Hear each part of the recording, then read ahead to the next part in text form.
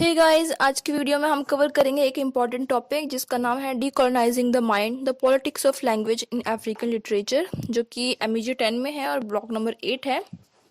और इसे ये एक मेनली ऐसे है या फिर बुक भी बोल सकते हैं, जो कि लिखा है गुगी व थ्योंग ने, और ये पब्लिश हुई थी 1986 में। ये एक नॉन फिक्शन जॉनरा में लिखी गई है। तो ये जो बुक है ये केनियन नॉवेलिस्ट ने लिखी है। और ये जो गुगी व थ्योंग है वो एक नॉवेलिस्ट है, मतलब कि केनियन नॉवेलिस्ट है। पोको मतलब कि जो पोस्ट कॉलोनियल थ्योरिस्ट होते हैं वो भी हैं। और ये जो बुक है ये कलेक्शन है एसेज का, जो कि डील करता है लैंग्वेज से, और जो लैंग्वेज का रोल होता है, किसी भी कंस्ट्रक्टिव रोल जो होता है लैंग्वेज का किसी भी नेशन के कल्चर को बिल्डअप करने में, उसकी हिस्ट्री को और उसकी आइडेंटिटी को बिल्डअप करने में। गुगी व थ्योंग जो है ये one of the most important person है जो अफ्रीकन कल्चर से डील करते हैं। और ये जो इनकी बुक है ये भी इनकी one of the most famous book है। और इनका जो फेम है वो मेनली इसी बुक से एस्टेब्लिश हुआ था। बुक है ये as a summary of some of issues in which I have been passionately involved for the last 20 years of my practice in fiction, theatre, criticism and in teaching of literature। कि ये book उन चीज़ों पे deal करेगी, उन issues से deal करेगी जिसके बारे में इन्होंने लास्ट 20 ईयर्स से उसी के ऊपर लिखा है। फिक्शन लिखा है, चाहे थिएटर की बात करें, क्रिटिसिज्म की बात करें या फिर लिटरेचर में टीचिंग की बात करें, उन्हीं चीज़ों से इन्होंने डील किया है। क्योंकि ये भी इंग्लिश यूज़ किया करते थे, बाद में इन्होंने रियलाइज़ किया कि इंग्लिश तो इनकी लैंग्वेज है ही नहीं, इन्हें अपने माइंड को डीकोलोनाइज करने की ज़रूरत है। और उसके बाद इन्होंने अपनी केनियन लैंग्वेज में लिखना स्टार्ट कर दिया, जिसका नाम था गिकुयू। जो गिकुयू है वो अफ्रीकन नेटिव लैंग्वेज है। तो हम इस वीडियो में इसी के बारे में डिस्कस करेंगे। बट उससे पहले जो टर्म है डीकोलोनाइजिंग द माइंड, तो डीकोलोनाइजिंग समझने से पहले कॉलोनाइजिंग समझना इंपॉर्टेंट है, कॉलोनाइजेशन समझना इंपॉर्टेंट है। तो जो कॉलोनाइजेशन है वो एक प्रोसेस होता है जिसमें जो सेंट्रल सिस्टम है, कोई भी पावर जो है वो अपने आप को डोमिनेट करती है दूसरे लैंड पर। जैसे कि अगर मैं इंडिया का एग्जांपल दूं, तो जो ब्रिटिशर्स थे वो भी अपनी वैल्यूज़ के लिए, अपने बेनिफिट के लिए इंडिया पर आए थे। इंडिया का जो कंपोनेंट था, मटीरियल था, उसे उन्होंने यूज़ किया। उन्होंने दिखाया कि वो इस चीज़ को सिविलाइज करना चाहते हैं। जो हमारे इंडिजेनियस पीपल थे हमारे एरिया के, उन्हें सिविलाइज करना चाहते हैं, लेकिन ऐसा था नहीं। और धीरे धीरे उन्होंने यहाँ पर अपना कंट्रोल पूरे तरीके से स्टैब्लिश कर लिया था। तो ये हम जो थे वो कॉलोनी बन गए थे उनके।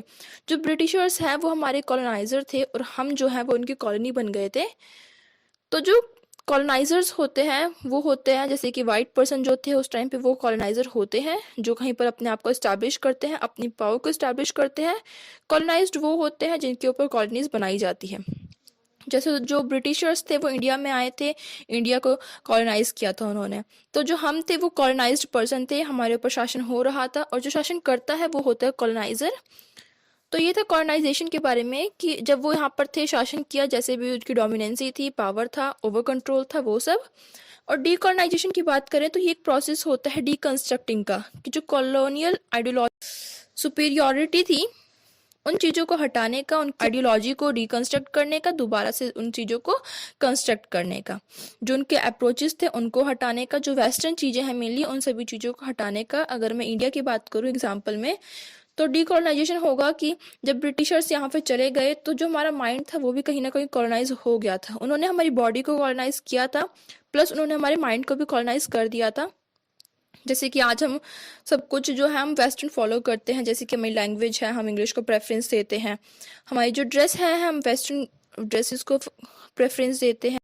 तो ये तो हमारा कस्टम ही नहीं है, ये हमारा कल्चर भी नहीं है, लेकिन हम उसे क्यों मना रहे हैं? क्योंकि जो हमारा माइंड है अभी भी कॉलोनाइज है। वो यहाँ पे चले गए हैं, हम फिजिकली फ्री हो गए हैं, लेकिन हमारा जो माइंड है अभी भी कॉलोनाइज है। तो हमें उसे डीकॉलोनाइज करने की ज़रूरत है, हमें उनकी आइडियोलॉजी से फ्री होने की ज़रूरत है।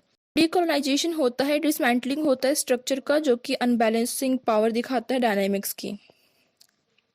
तो ये जो इनकी बुक है decolonising the mind the politics of language in African literature, ये मेनली 4 एसेज का कलेक्शन है। इसमें 4 एसेज हैं, जैसे कि इसमें बताया गया है। 4 एसेज के नाम बता रखे हैं: the language of African literature, the language of African theatre, the language of African fiction and the quest for relevance. ये 4 एसेज हैं जिसके बारे में ये पूरी बुक जो है वो डील करती है। ये जो बुक है, इस बुक को बोला गया है कि ये जो गुगी है, गुगी की ये फेयरवेल टू इंग्लिश थी। ये बुक जो थी वो फेयरवेल टू इंग्लिश थी, क्योंकि इससे पहले जो गुगी हैं वो भी इंग्लिश लैंग्वेज में लिखा करते थे। ये अफ्रीका की बात हो रही है, जैसे कि इंडिया था वैसे ही अफ्रीका को भी ब्रिटिशर्स जो थे, यूरोपियन जो कंट्री थी, उसने अपना कॉलोनी बनाया था जो अफ्रीका था वो भी उनके अंडर आता था। तो जब अफ्रीका उनके अंडर था तो जो उनकी लैंग्वेज थी वहाँ पर भी इंग्लिश को फॉलो किया जा रहा था। ब्रिटिशर्स जो थे वो इंग्लिश को ही फॉलो करते थे।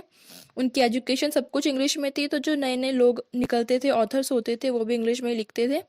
तो जो गुगी है उन्होंने भी इंग्लिश में ही लिखा था, लेकिन जब उनकी ये बुक आई तो उन्होंने कहीं ना कहीं सोचा कि वो अपनी लैंग्वेज में लिखेंगे, इंग्लिश को नहीं लिखेंगे।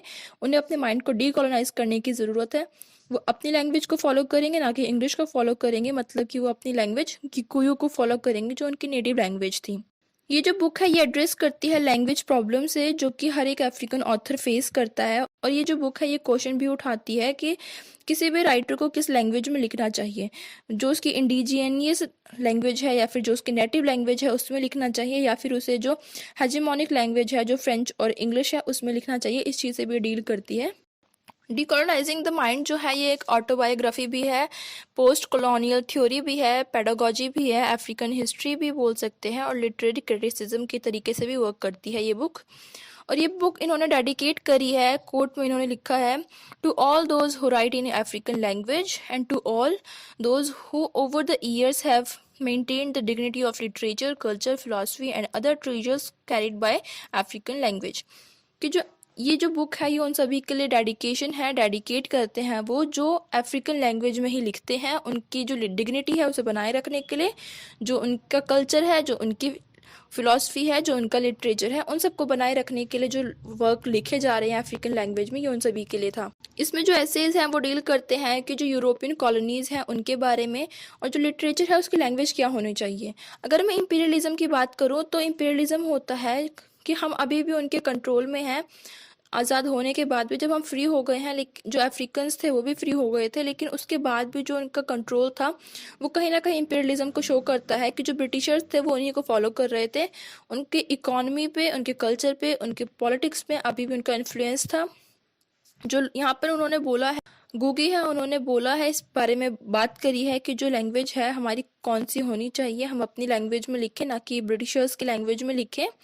और यहाँ पे क्रिटिसाइज किया है अचीवी को भी। अचीवी ने अपने एक आर्टिकल में एक लाइन बोली थी कि हर अगर कोई पर्सन अपनी लैंग्वेज को छोड़ देता है, अपनी मदर टंग को छोड़ देता है, तो क्या ये सही होगा। लेकिन ये एक बहुत ही ज़्यादा बिट्रेल चीज़ हो जाती है, एक गिल्टी फीलिंग होती है। लेकिन मेरे लिए कोई चॉइस नहीं बची थी, इसीलिए मैंने इस लैंग्वेज को अपनाया है। और जो गुगी है उन्होंने इसी चीज़ को क्रिटिसाइज़ किया है कि अचीवी ने अपनी लैंग्वेज को छोड़कर इंग्लिश लैंग्वेज में लिखा था, क्योंकि जो अचीवी है वो खुद एक अफ्रीकन पर्सन थे, अफ्रीकन ऑथर थे। जो डिकोलोनाइजेशन होता है वो एक स्लो प्रोसेस होता है, क्योंकि जो माइंड पर किसी चीज़ का इफेक्ट होता है वो बहुत ज़्यादा स्लो होता है। जो इंपीरियल हेजेमनी होती है वो बहुत ज़्यादा इंपॉर्टेंस रखती है इस चीज़ में, उन्हें हटाने में। जैसे कि जो इंपीरियल हेजेमनी होती है, हमारी जो वेस्टर्न थॉट्स हमें ओवर पावर कर लेते हैं, वेस्टर्न कल्चर, वेस्टर्न आइडियोलॉजी। जैसे कि हम बर्थडे पे केक काटते हैं और हम क्रिसमस मनाते हैं, वेस्टर्न ड्रेस पहनते हैं, इंग्लिश को सुपीरियर मानते। तो कहीं ना कहीं फिजिकली तो डिकोलोनाइजेशन हो गया है, लेकिन जो मेंटली कॉलोनाइज्ड ही है हम, मेंटली डिकोलोनाइजेशन होना चाहिए, लोगों को उससे बाहर निकल कर आना चाहिए। जो यूरोपियन चीज़ों को हम फॉलो करते हैं उसी को यूरोसेंट्रिसिज्म बोला जाता है, कि जो इफेक्ट होता है माइंड पर वो अभी भी है, और जो इफेक्ट माइंड पर है उसे ख़त्म होना चाहिए, तभी जो हमारा जो डिकोलोनाइजेशन का प्रोसेस है ये कंप्लीट हो पाएगा। इस बुक में जो गुगी हैं वो अफ्रीकन ऑथर्स को मोटिवेट करते हैं कि वो अपनी ही लैंग्वेज को यूज़ करें, अपनी नेटिव लैंग्वेज में ही लिटरेचर्स को लिखें। जो यूरोप था उसका जो कल्चर है और जो लैंग्वेज था वो इम्पोज कर दिया गया था लोगों पर, और उसके बाद जो डेवलप था वो वैसे ही रहा, और जो सुप्रीमेसी थी वो बनी रही। उन्हीं का जो लैंग्वेज था, उन्हीं का जो कल्चर था, सिर्फ वही डेवलप हो पाया। जो कॉलोनाइज्ड कंट्री थी उनका कुछ भी नहीं हुआ। यहाँ पर अफ्रीका की बात हो रही है कि वहाँ पर जब कॉलोनाइजर्स थे तो उन्होंने जब वहाँ पर अपना इस्टेब्लिशमेंट किया तो उन्होंने अपनी इंग्लिश लैंग्वेज को सुप्रीमेसी दी। स्कूलों में उन्होंने इंग्लिश लैंग्वेज को ही लगा दिया। तो जो उनका लिटरेचर था, नेटिव लिटरेचर था, नेटिव लैंग्वेज थी, वो कहीं ना कहीं खो गई। इंग्लिश जो थी वो ऑफिशियल लैंग्वेज बन गई। ऑफिस प्लस जो स्कूल वर्क हुआ करते थे वो सब वहीं के हो गए, इंग्लिश लैंग्वेज में ही स्टार्ट हो गए। क्योंकि और ये जो एक बेस्ट तरीका होता है स्कूलों में लगाने का, क्योंकि अगर आप स्टार्टिंग से ही किसी का ब्रेन वॉश कर देंगे तो बच्चा बड़ा होकर भी उसी लैंग्वेज को प्रेफरेंस देगा। तो मेंटली कॉलोनाइज करने का जो सिस्टम था वो स्कूलों से स्टार्ट हुआ था। बच्चों को स्टार्टिंग से ही इंग्लिश सिखाई जाने लग गई थी, और जो इंग्लिश लैंग्वेज सिखाई जा रही थी उसका जो नेटिव लैंग्वेज था उस पर बहुत ज़्यादा इम्पैक्ट पड़ा। क्योंकि जो इंग्लिश लैंग्वेज थी, नए बच्चे जो थे, नई जो जनरेशन थी वो इंग्लिश सीख रही थी, और जो उनकी ओल्ड जनरेशन थी वो अपनी नेटिव लैंग्वेज बोल रही थी, नेटिव लैंग्वेज। तो उन दोनों के बीच में बहुत ज़्यादा गैप होने लग गया था। तो यहाँ पर जो गूगी हैं वो अपने पर्सनल एक्सपीरियंस बताते हैं कि जब वो मदर टंग में ही पढ़ाई किया करते थे स्टार्टिंग में, उनका जो बॉन्ड था वो एक लार्ज फैमिली में हुआ था, और लास्ट टाइम जो नाइट टाइम हुआ करते थे उस टाइम पे वो स्टोरी सुना करते थे। आग के पास बैठकर उन्हें स्टोरियाँ सुनाई जाती थी, बच्चों को सुनाई जाती थी। ये उनका कल्चर था, जो अफ्रीकन कल्चर है उसकी बात हो रही है। और ये जो स्टोरीज होती थी इनमें कुछ कैरेक्टर्स होते थे, मेनली जो एनिमल हुआ करते थे या फिर रैबिट होते थे। और ये स्टोरीज ऐसे सुनाई जाती थी कि जो मॉरली उसका जो इम्पैक्ट है वो बच्चों पर पड़े, मोरल वैल्यूज सामने निकल कर आए, और बच्चों को बिल्कुल प्रॉब्लम ना हो उनका मोरल समझने में। इसमें कुछ कुछ ऐसे कैरेक्टर होते थे, कुछ जैसे कि गुड और बैड स्टोरीज भी हुआ करती थी। ओके, आगे वो बताते हैं जब उनकी स्कूलिंग स्टार्ट हुई, जब वो 4 साल के थे तब उनकी मदर टंग में ही वो पढ़ा करते थे, उनकी मदर उन्हें अपनी टंग में समझाया करती थी। तो यहाँ पर जो उनकी मदर टंग की सुपरमेसी थी वो बन गई थी। लेकिन जब वो थोड़े बड़े हुए और वो कॉलोनियल स्कूल में चले गए, तो जो ब्रिटिश स्कूल था वहाँ पर इंग्लिश को सुपरमेसी दे रखी थी। उनकी जो मेन लैंग्वेज थी वो इंग्लिश थी।